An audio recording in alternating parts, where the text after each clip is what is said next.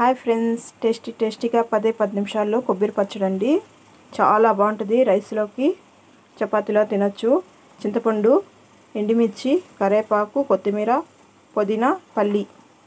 1 spoon oil వేసుకున్నాను. ఇప్పుడు దీంట్లో పల్లీలు వేద్దాం. 1 స్పూన్ ధనియాలు, 1 స్పూన్ జీలకర్ర, ఎండుమిర్చి, కొబ్బరి వేద్దాం. చింతపండు కూడా వేసేద్దాం. చాలా బాగుంటుందండి. రైస్లో కానీ చపాతీలో కానీ బగారాలోకి సూపర్, రైస్లో కూడా సూపర్ ఉంటుంది. కొత్తిమీర, కరివేపాకు, పుదీనా. స్టవ్ ఆపుకొని ఒక 5 నిమిషాలు పక్కన పెడదాం, చల్లారాలది. నేను రాళ్ళు ఉప్పు వేస్తున్నాను, మీరు సాల్ట్ అన్న వేసుకోవచ్చండి. ఇది మిక్సీ వేసేద్దాం. దంచుకుంటే ఇంకా బాగుంటుంది. నేను మిక్సీ వేసేస్తున్నాను. ఇప్పుడు కొంచెం నీళ్ళు పోసి మళ్ళీ మిక్సీ వేద్దాం. మిక్సీ వేసాను ఫ్రెండ్స్. ఒక గిన్నెలో తీసేద్దాం. కొబ్బరి పచ్చడి రెడీ అయింది ఫ్రెండ్స్. మీకు తిరగమాత కావాలంటే వేసి చూపిస్తాను. 1 స్పూన్ ఆయిల్,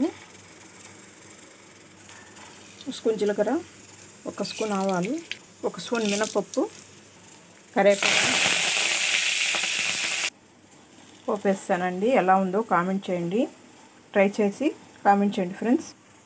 టేస్టీగా కొబ్బరి పచ్చడి friends. Like, subscribe, share please friends. ఎలా ఉందో మీరు ట్రై చేసి మాకు కామెంట్ చేయండి ఫ్రెండ్స్.